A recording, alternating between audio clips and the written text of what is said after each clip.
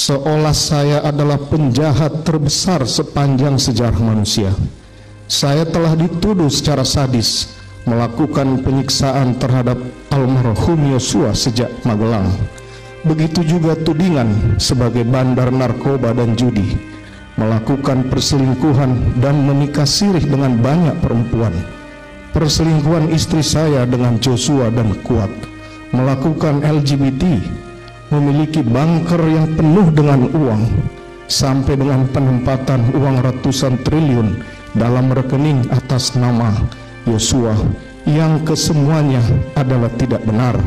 Saya ulangi, semuanya tuduhan itu adalah tidak benar. Dan tuduhan tersebut telah sengaja disebarkan untuk menggiring opini yang menyeramkan terhadap diri saya, sehingga hukuman paling berat harus dijatuhkan tanpa perlu mendengarkan dan mempertimbangkan penjelasan dari seorang terdakwa seperti saya.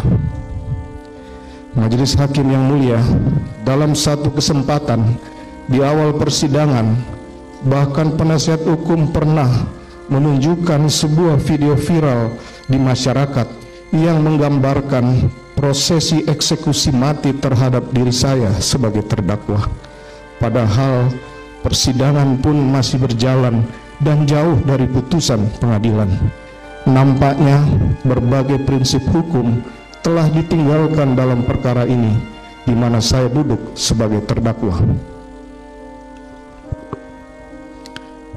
Tidak dapat saya bayangkan bagaimana saya dan keluarga dapat terus melanjutkan dan menjalani kehidupan sebagai seorang manusia, juga sebagai warga masyarakat, dengan berbagai tuduhan keji yang melekat sepanjang perjalanan hidup kami.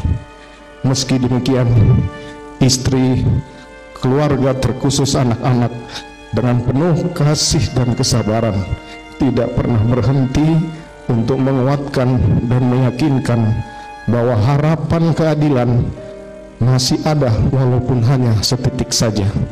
Karenanya saya tidak boleh berhenti menantikan keadilan. Harapan akan keadilan itu mengalir pada persidangan yang mulia ini dan akan bermuara pada kebijaksanaan majelis hakim dalam putusannya. Putusan yang akan menentukan nasib perjalanan hidup saya, istri, anak-anak, dan keluarga besar kami.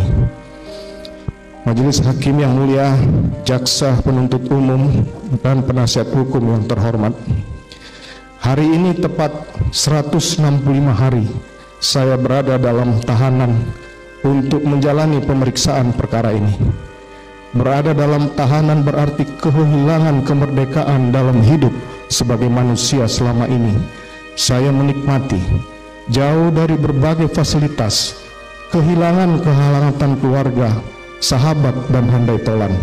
Semua hakikat kebahagiaan dalam kehidupan manusia yang sebelumnya saya rasakan sungguh telah sirna, berganti dengan suram, sepi, dan gelap.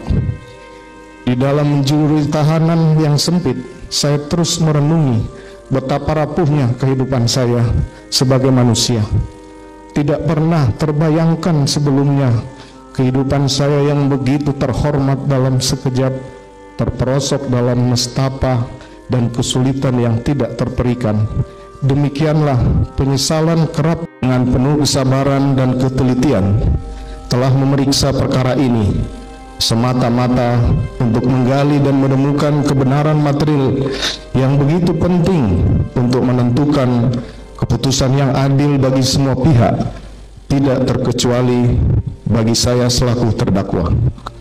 Majelis hakim yang mulia, jaksa penuntut umum, dan penasihat hukum yang terhormat, nota pembelaan ini awalnya hendak saya beri judul pembelaan yang sia-sia, karena di tengah hinaan, caci maki, olok-olok, serta tekanan luar biasa dari semua pihak terhadap saya dan keluarga dalam menjalani pemeriksaan dan persidangan perkara ini, acap kali membawa saya dalam keputusasaan dan rasa frustasi. Berbagai tuduhan, bahkan vonis telah dijatuhkan kepada saya sebelum adanya putusan majelis hakim. Rasanya Tidak ada ruang sedikit pun untuk menyampaikan pembelaan.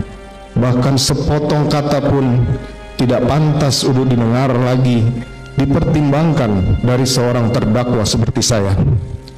Selama 28 tahun saya bekerja sebagai aparat penegak hukum dan menangani berbagai perkara kejahatan termasuk pembunuhan. Belum pernah saya menyaksikan tekanan yang begitu besar terhadap seorang terdakwa sebagaimana yang saya alami hari ini. Saya nyaris kehilangan hak sebagai seorang terdakwa untuk mendapatkan pemeriksaan yang objektif. Dianggap telah bersalah sejak awal pemeriksaan dan haruslah dihukum berat tanpa perlu mempertimbangkan alasan apapun dari saya sebagai terdakwa. Media framing dan produksi hoax terhadap saya sebagai terdakwa dan keluarga secara intens terus dilancarkan sepanjang pemeriksaan. Berikut tekanan massa baik di dalam maupun di luar persidangan yang kemudian telah mempengaruhi persepsi publik, bahkan mungkin mempengaruhi arah pemeriksaan perkara ini, mengikuti kemauan sebagian pihak, termasuk juga mereka yang mencari popularitas dari perkara yang tengah saya hadapi. Saya tidak memahami bagaimana hal tersebut terjadi, sementara prinsip negara hukum yang memberikan hak atas jaminan, perlindungan, dan kepastian hukum yang adil, serta perlakuan yang sama bagi semua warga negara di mata hukum masih diletakkan dalam konstitusi negara kita. Demikian pula prinsip praduga tidak bersalah atau presumption of innocence yang seharusnya ditegakkan berdasarkan artikel 11 Deklarasi Universal Hak Asasi Manusia, artikel 14 ICCPR, serta penjelasan umum butir ketiga huruf C KUHP. Demikian pula pasal 8 ayat 1 Undang-Undang Nomor 48 Tahun 2009 tentang kekuasaan kehakiman yang menegaskan bahwa setiap orang yang dituntut dan dihadapkan di muka sidang pengadilan wajib dianggap tidak bersalah sampai adanya putusan pengadilan yang menyatakan kesalahannya. Majelis Hakim yang mulia, jaksa penuntut umum, dan penasihat hukum yang terhormat, sejak awal saya ditempatkan sebagai terperiksa dalam perkara ini, beragam